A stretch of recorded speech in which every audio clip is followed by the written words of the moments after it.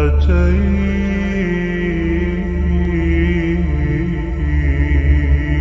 وقد توزعت الهدايا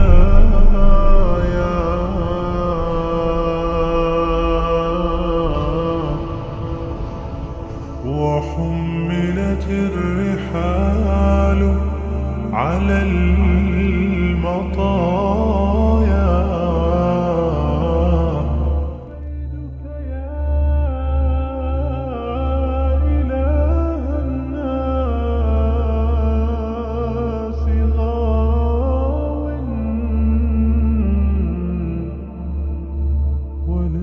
ایک وقت تھا جب کچھ بھی نہیں تھا، نہ ٹائم، نہ سپیس، نہ لائٹ اور نہ ہی کوئی اور میٹر۔ پھر ایک حکم آتا ہے، کن فیکون، اور ایک میسیو ایکسپلوژن ہوتا ہے جسے آج ہم بگ بینگ کہتے ہیں، اور اس کے بعد پوری کائنات کا آغاز ہو جاتا ہے۔ مگر کیا یہ سب کچھ بس ویسے ہی ہو گیا، یا اس کے پیچھے ایک انٹیلیجنٹ ڈیزائنر کا ہاتھ ہے؟ سورہ الانبیاء میں ذکر ہے، Have those who disbelieve not considered that the heavens and the earth were a joined entity? Then we separated them and made from water every living thing. Then will they not believe? قرآن ہمیں بار بار challenge کرتا ہے کہ ہم سوچیں، دیکھیں اور سمجھیں۔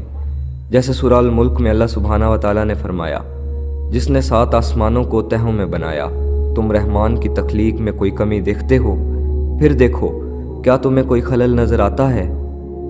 سو ہر دفعہ جب قرآن سوچنے کا کہتا ہے، وہ ایک انسانی ذہن کو سائنس کی طرف موڑ رہا ہوتا ہے، تاکہ انسان اللہ کی نشانیوں کو دیکھ سکے، ایمان تازہ کر سکے، نئے آئیڈیاز، نئے ایکسپلوریشنز اور انوینشنز کر سکے، اور دنیا کو دکھا سکے کہ یہی قرآن ہے جو انسان کو وہ قدرت دیتا ہے کہ وہ المصور کی دی ہوئی نشانیوں کو سمجھے، انہیں ایکسپلور کرے اور ان میں غور و فکر کرے تاکہ وہ حق تلاش کر سکے۔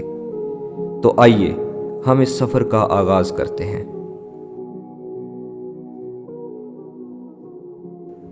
سائنس کے مطابق بگ بینگ ایک نقطۂ ابتدا تھا، یعنی سنگولیرٹی، جہاں سے تمام مادہ یعنی میٹر، انرجی اور وقت نکل کر پھیل گیا۔ یہ دھماکہ اتنا شدید تھا کہ ہر طرف نور اور انرجی کی تیزی سے ایکسپینشن ہوئی۔ یہ وہی کن فیکون کا عکس ہے، جب صرف ایک حکم سے سب کچھ وجود میں آیا۔ ہر ایلیمنٹ، ہر ایٹم، ہر ذرہ اسی ایکسپلوژن سے نکل کر آیا۔ ایکسپینشن کے دوران ہائی ٹیمپریچر اور انرجی سے فنڈامنٹل پارٹیکلز بنے، جو آگے جا کے ایٹمز، سٹارز اور گیلیکسیز میں تبدیل ہوئے۔ سورہ زاریات میں ارشاد ہے، اور ہم نے آسمان کو طاقت سے بنایا اور ہم ہی اسے وسیع کر رہے ہیں۔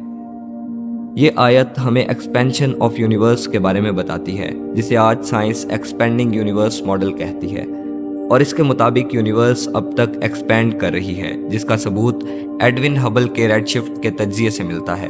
ریڈ شفٹ کا مطلب ہے کہ جب کسی آبجیکٹ سے نکلنے والی روشنی کی ویو لینتھ لمبی ہو جاتی ہے تو وہ ریڈ اینڈ کی طرف شفٹ ہو جاتی ہے۔ یہ اس بات کا ثبوت ہوتا ہے کہ آبجیکٹ ہم سے دور جا رہا ہے۔ جتنی زیادہ ریڈ شفٹ ہوتی ہے، اتنی زیادہ سپیڈ سے گیلیکسی ہم سے دور جا رہی ہوتی ہے، جو یہ ثابت کرتا ہے کہ یونیورس لگاتار ایکسپینڈ کر رہی ہے۔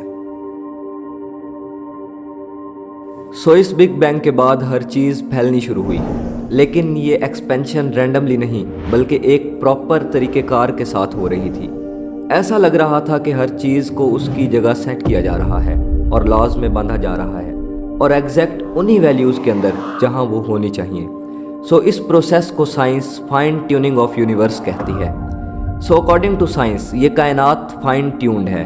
ہر کانسٹنٹ، چاہے گریوٹی کا ہو یا الیکٹرو میگنیٹک انڈکشن کا یا پھر نیوکلیئر ری ایکشنز کا، اتنے پرفیکٹلی سیٹ ہیں کہ اگر ان میں تھوڑا سا بھی فرق ہوتا تو زندگی کا وجود ناممکن ہو جاتا۔ مثال کے طور پر اگر گریوٹی تھوڑی سی زیادہ ہوتی تو سب کچھ ایک بلیک ہول بن جاتا، اگر تھوڑی کم ہوتی تو گلیکسیز کبھی نہ بنتی۔ اسٹرانگ نیوکلیئر فورس اگر صرف 2% زیادہ ہوتی تو کاربن کا ایٹم کبھی نہیں بنتا، اور کاربن کے بغیر زندگی کا تصور ممکن نہیں۔ ڈارک انرجی کو اگر ہم دیکھیں تو یہ ایک عجیب قدرتی طاقت ہے جو پوری کائنات کو پھیلا رہی ہے، جیسے کوئی چھپا ہوا پریشر جو یونیورس کو باہر کی طرف کھینچ رہا ہو۔ اس ڈارک انرجی کی کوانٹٹی یا پاور اتنی فائنلی بیلنسڈ ہے کہ اگر یہ صرف 10⁻⁻36 پارٹس بھی زیادہ یا کم ہوتی تو یا تو یونیورس اتنی تیز پھیلتا کہ کوئی تارے یا گلیکسیز بنتے ہی نہیں، یا پھر سب کچھ واپس ایک ہی جگہ گر جاتا۔ اسی طرح اگر چھوٹے سے الیکٹران کا ویٹ یا اس کا چارج صرف تھوڑا سا بھی یعنی 1% سے بھی کم ڈفرینٹ ہوتا تو ایٹمز جیسے وہ ہیں وجود میں نہیں آتے، اور اگر ایٹمز نہ ہوتے تو کوئی بھی چیز، آپ، میں، زمین، ہوا، پانی، کچھ بھی وجود میں نہ آتا۔ سو کین یو امیجن، یہ اتنی پریسائز ٹیوننگ ہے کہ اگر الیکٹران تھوڑا سا بھی زیادہ یا کم ہوتے تو سب کچھ کولیپس ہو جاتا یا بکھرنے لگتا۔ راجر پینروز کہتے ہیں کہ اس طرح کی یونیورس کی پروبیبلٹی 1×10⁻123 ہے، جو شماریات میں لگ بھگ ناممکن ہے۔ یہ اتنا کمپلیکس اور نازک نظام ہے کہ کسی بھی طرف کا ذرا سا جھکاؤ تمام وجود کو مٹا سکتا ہے۔ قرآن ہمیں کہتا ہے کہ ہم مشاہدہ کریں، اور سائنس ہمیں ان مشاہدات کا طور طریقہ بتاتی ہے۔ سورہ الغاشیہ میں ارشاد ہے، کیا انہوں نے نہیں دیکھا کس طرح اونٹ بنایا گیا، اور کس طرح آسمان بلند کیا گیا، اور زمین کس طرح بچھائی گئی؟ یہ آیات صرف عبادت کی دعوت نہیں دیتی، بلکہ ان کا مقصد ہے ہمارے ذہنی اعصاب کو جگانا کہ ہم اس تخلیق کے پیچھے چھپے ذہین ڈیزائن کو سمجھیں۔ ہر مثال، اونٹ کا ڈیزائن، زمین کا لے آؤٹ، آسمان کی ایلیویشن، سب ایک انٹیلیجنٹ آرکیٹیکچر کی طرف اشارہ کرتی ہیں۔ اگر ہم صرف ارتھ کا نظام ہی دیکھیں، اس کا ایٹماسفیئر، اوزون لیئر، پانی کا سائیکل اور ٹیمپریچر کی رینج، سب کچھ ایک پرفیکٹ بیلنس میں ہے۔ اگر ارتھ سائز میں تھوڑی سی بڑی ہوتی تو گریوٹی زیادہ ہوتی، ہر چیز کمپریس ہو جاتی۔ اگر چھوٹی ہوتی تو گریوٹی کم ہوتی اور ارتھ کا ایٹماسفیئر ہولڈ نہیں کر پاتا۔ ارتھ کا ایٹماسفیئر اسپیشلی بیلنسڈ ہے، 78% نائٹروجن، 21% آکسیجن۔ اگر آکسیجن زیادہ ہوتی تو ہر چیز آسانی سے جل جاتی، اگر کم ہوتی تو زندگی مشکل ہو جاتی۔ اسی طرح ارتھ کی روٹیشن کی سپیڈ، اگر روٹیشن زیادہ تیز ہوتی تو طوفان اور ونڈز انسان کو اڑا لے جاتی، اگر سلو ہوتی تو دن میں تپش اور رات میں سردیاں انبیریبل ہو جاتی۔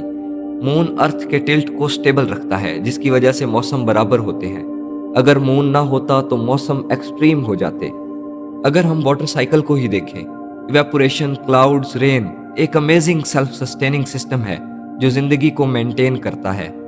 سورہ المومنون میں اللہ فرماتے ہیں، اور ہم نے آسمان سے پانی اتارا معین مقدار میں، پھر اسے زمین میں بسایا، اور اوزون لیئر جو سورج کی ہارمفل یووی ریز کو روکتا ہے۔ Each of these points show that earth کوئی رینڈم ایکسیڈنٹ نہیں ہے، it is a finally tuned system جہاں ہر ایلیمنٹ کا رول ہے لائف کو مینٹین کرنے میں۔ اس پرفیکشن کے پیچھے پلاننگ اور انٹینشن کا ہونا ضروری ہے۔ سو ہر وقت جب دن اور رات بدلتے ہیں، جب ہوا چلتی ہے، جب بارش ہوتی ہے، جب پھول کھلتے ہیں، ہم اس ذہین ڈیزائن کا حصہ بن جاتے ہیں، اور یہ کائنات کی پریسیژن اور ڈیزائنز صرف دیکھنے کے لیے نہیں بلکہ سمجھنے کے لیے ہیں۔ ہر لمحہ، ہر ذرہ، ہر سسٹم ایک پیغام ہے جو کہتا ہے کہ تم اکیلے نہیں ہو، تم کسی مقصد کے تحت یہاں آئے ہو۔ اس سب سے یہ نتیجہ نکلتا ہے کہ یہ کائنات کوئی حادثہ نہیں، کوئی ایکسیڈنٹ نہیں، یہ ایک پیغام ہے ان لوگوں کے لیے جو دیکھتے ہیں، سوچتے ہیں اور سمجھنے کی کوشش کرتے ہیں۔ ہر تھیوری، ہر سائنٹیفک ڈرافٹ اگر ہمیں اللہ کے قریب نہیں لے جاتی تو شاید ہم نے اس کا اصل مقصد نہیں سمجھا۔ یہی قرآن تھا جس نے ابن الہیشم کو آپٹکس، جابر بن حیان کو کیمسٹری اور البیرونی کو فزکس کی طرف موڑا۔ سائنس ہماری وراثت تھی، اور اب وقت ہے اسے پھر سے زندہ کرنے کا اور اپنے رب کی آیات کو کھول کھول کر دنیا کے سامنے رکھنے کا۔